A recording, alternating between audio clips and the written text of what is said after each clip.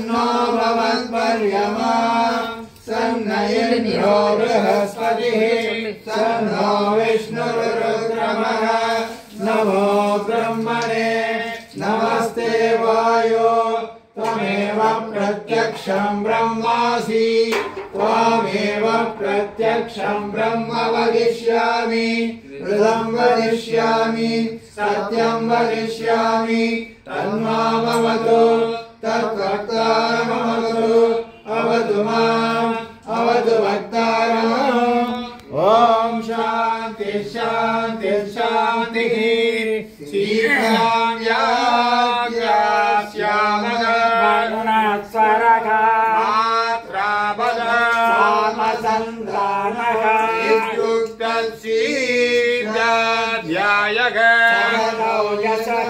सगनौ ब्रह्मवर्चसा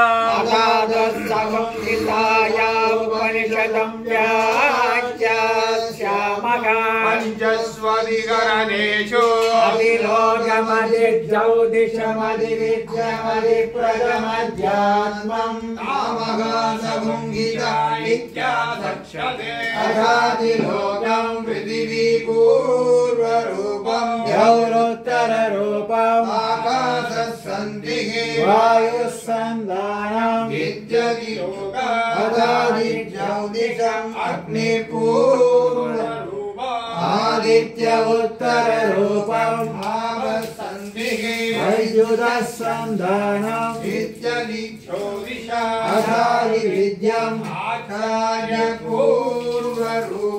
अन्तेवायुत्तररूपम् विद्यासन्धिः प्रवचनगुं सन्धानं विद्यतिविद्या अथादिप्रजम् आदापूर्वरूपम् विदोत्तररूपम् प्रजासन्धिः प्रजननगुं सन्धानं विद्यतिप्रजम् अथाध्यात्मम् अतराहनपूर्वरूपम् उत्तराहनोत्तररूपम् वाक्सन्धिः जिह्वासन्धानं विद्यध्यात्मा इति महासंहिताः एव वेदामहासंहिता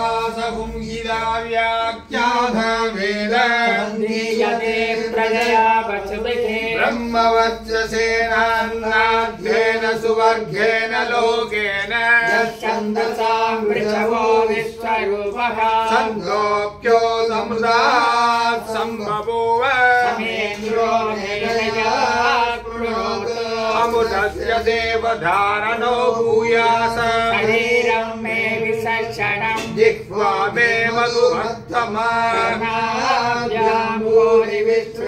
ब्रह्मण कोशोऽसि मे दयाभिहितः मे गोपाय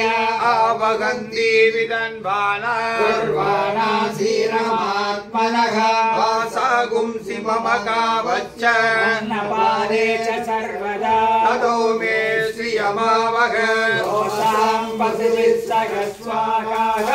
आवायन्तु ब्रह्मचारिणः स्वाहा शोचने सानि स्वाहा श्रेयान्वस्य दोषानि स्वाहा अस्माभग प्रविशानि स्वाहा अस्माभग प्रविश स्वाहा सहस्रसाहे निवगागं दयुर्ये स्वाहा प्रवदायन्ति यदा मासा अगर्जनम् एवं मां ब्रह्मचारिणः दातरायन्तु सर्वदा स्वाहा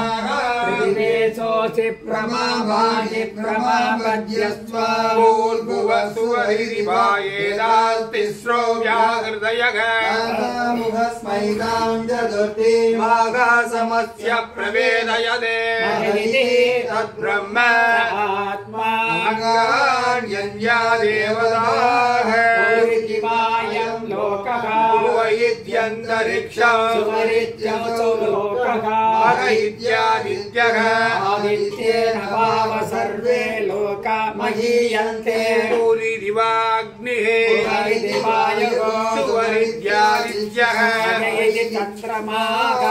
चन्द्रमसवाव सर्वाणि ज्योतिकुंसि महीयन्ते पूरिरिवारुसखा वैरिसामाणि सुवरितियजोगं चे मग इति ब्रह्म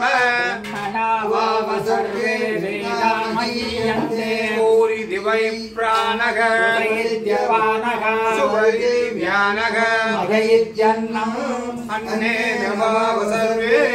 प्राणामहीयन्ते आवायेदा सदस्रो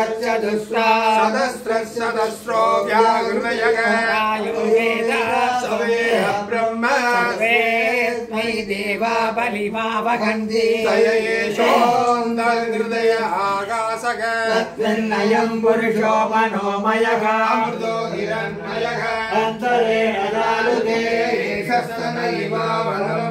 सेन्द्रयोनिः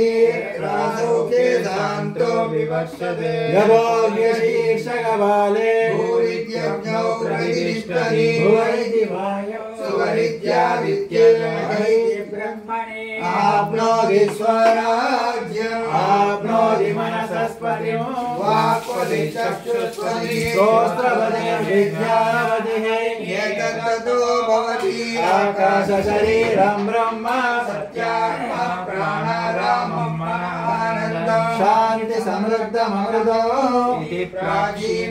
प्राचीनयोग्योपास्व पृथिव्यन्तरिक्षं ज्योतिषो वान्तरदिशाः निर्वायुरादित्यचन्द्रमा नक्षत्राणि आप ओषधयो वनस्पतय आकाश आत्मा नित्यविभूतम् अदाध्यात्मं प्राणो व्यानो बाण उदानः समानः चक्षुस्रोत्रं मनो वाक्पटे सर्वमाहुतकृष्णावाचिमध्य एतद्विदाय श्रीरोचते पान्तं वा इदगुं सर्वम् पान्तेनैव पान्तग्रशृणोतीति ओमिति ब्रह्म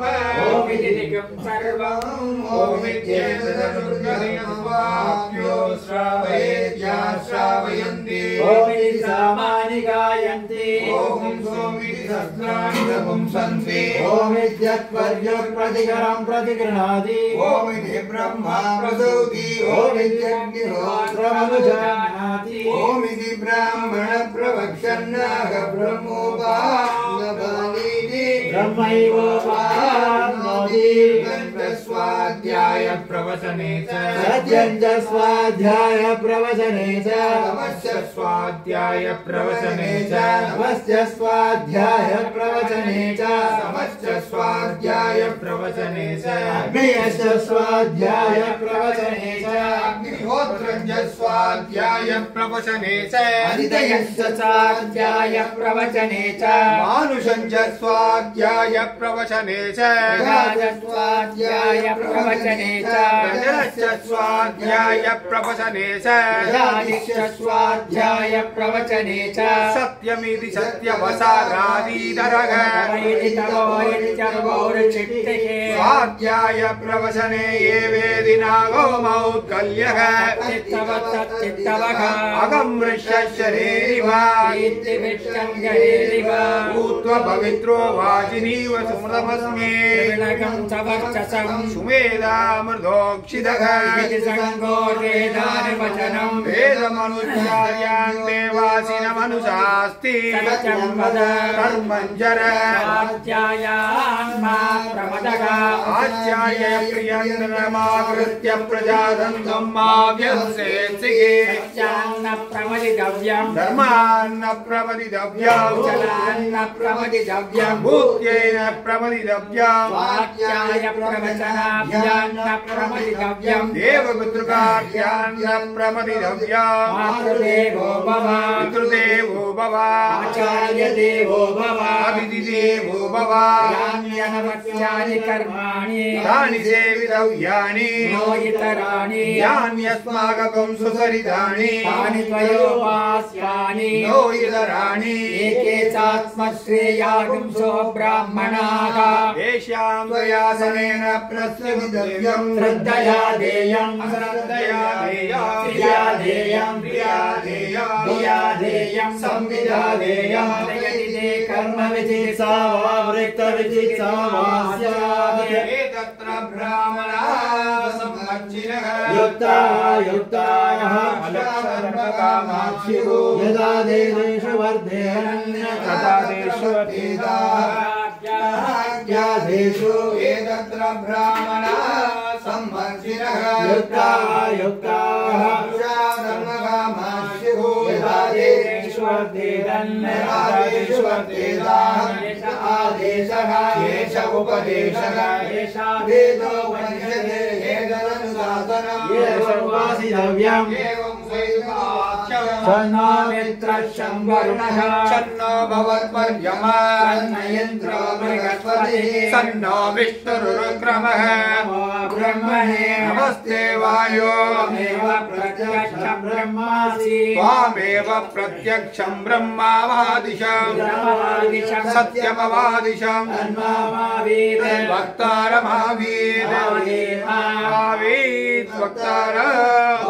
शान्ति शान्ति शान्तिः सगना भवतु सगनो भुनक्तु सगवीर्यं करवावहै तेजस्विनावधीतमत्रिमा विद्विषावहै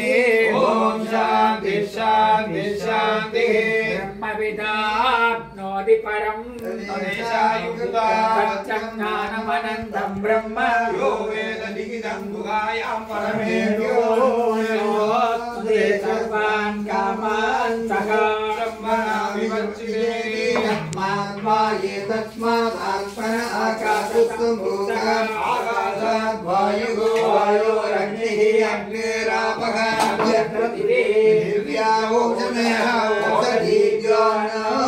अन्नात् पुरुषः गवायेष पुरुषो